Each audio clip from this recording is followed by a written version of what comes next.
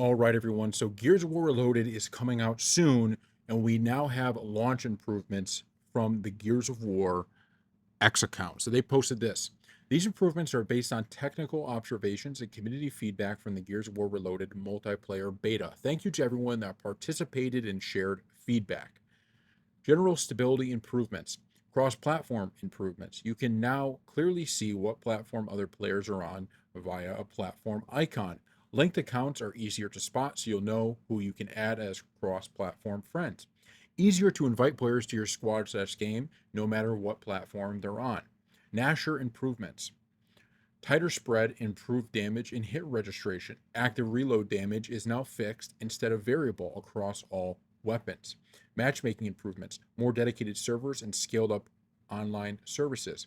Cross platform squads, matchmaking improvement. So we're going to start there for 1 second and talk about this because the other stuff, look, it sounds good. We'll see how it plays out. But the matchmaking stuff is important because this is one of the things, even back in Gears 2. I remember when Gears 2 first launched, the initial matchmaking was just so long, right? It was like it took you forever to find a game. And I know there's a lot of people that are very worried, including me, about what the matchmaking is going to be like in this game because there's certain modes, especially on the ranked version of it, that were almost unplayable because people would quit. And that's a real problem they had to fix. So more dedicated servers, cross-platform squads, matchmaking improvements, like this is all good, but we really need those fixes and we're going to need them early because otherwise those portions of the game, I'm telling you, are just going to be ghost towns. Nobody's going to be playing them because you don't want to continually be in a position where you're either playing 4-on-2 or it's 2-on-4, right? Where it's this situation of we're constantly undermanned or you're overmanned and it's just not fun. So gotta kind of clean that up.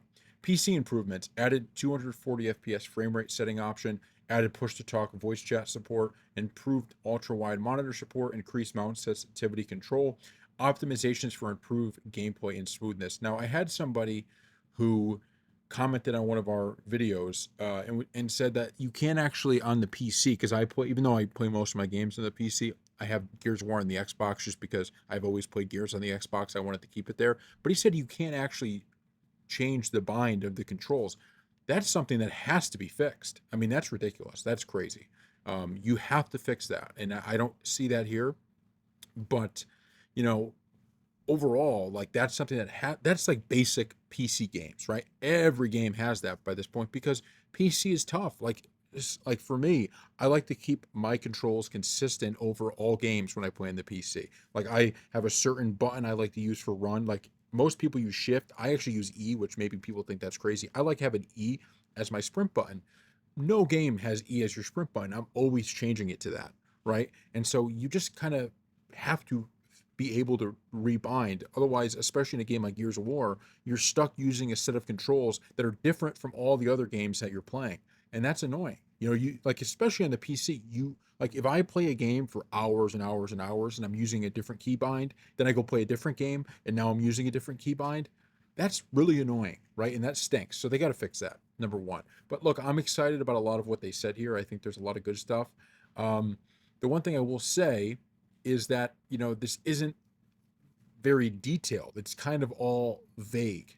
And if it's all vague, that makes me a little bit nervous that some of the other changes we're actually not going to get. Now, I'm not saying we're not getting them, but is there a chance that we don't? I don't know. I hope that we get them, right? We really, really, really, really, really need to get them because this is a great game. This has a lot of hype behind it, as it should. Playing the beta was so great, and I have no problem with issues with the beta. That's the whole point of a beta: is you have some issues and you fix those issues. And it's actually great because if you can fix those before release, things get even better. With that being said, you can't have the issues from the beta show up in the full game because if they're there in full force, people are going to say, what the hell was the point of even having this beta? But I'm going to give it some time because I don't want to prejudge the game. The fact that there are beta improvements, we don't know if more are coming. This is everything that we want. So I'm not going to be negative about it yet. We will see what happens. So thank you all for watching, and we will see you next time.